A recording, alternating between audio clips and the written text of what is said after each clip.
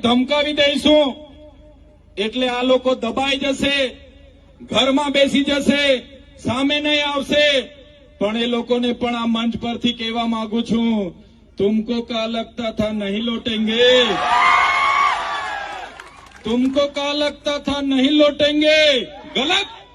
जब तक तोड़ेंगे नहीं तब तक छोड़ेंगे नहीं। हमको क्या अंडू पंडू गंडू समझ के रखा है क्या? ये मोहम्मद भाई है, मोहम्मद भाई कभी झुकेगा नहीं।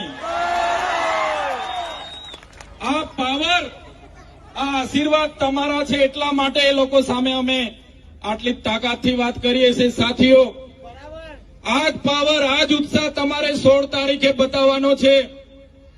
ઝાડુનું બટન આખા કરજણ તાલુકાના મશીનો પર એવું દબાવવાનું છે, એવું દબાવવાનું છે, એવું દબાવવાનું છે કે 18 તારીખે આપણો રેલી સરઘસ નીકળશે। એ દિવસે આ લોકોને રાત્રે ઊંઘ પણ નહીં આવવાની। આજે અહીંયા મીટિંગ થવાની છે, થઈ ગઈ। ઘણા કોઈ લોકોના વિડીયો સ્ટેટસો જોઈશે।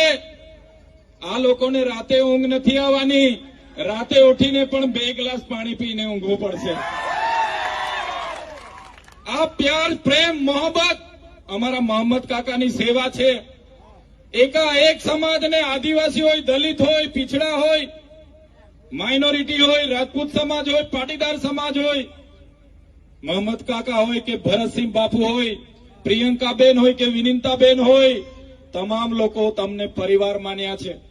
ઇમરજન્સી 108 ની જેમ તમારી વચ્ચે આવે છે। કોરોના દરમિયાન પણ તમારી સેવા કરી છે, પણ આ ભારતીય જનતા પાર્ટીના લોકોએ એમની કદર નથી કરી, તમારી કદર નથી કરી અને તમને જાહેર મંચ પરથી ધમકાવીને ગયા છે। ત્યારે મારા વડીલો, મારા બુજુર્ગો, મારી માતા બહેનો, તમામ યુવાનોને મારી અપીલ છે, 3 દિવસ આપણી પાસે છે।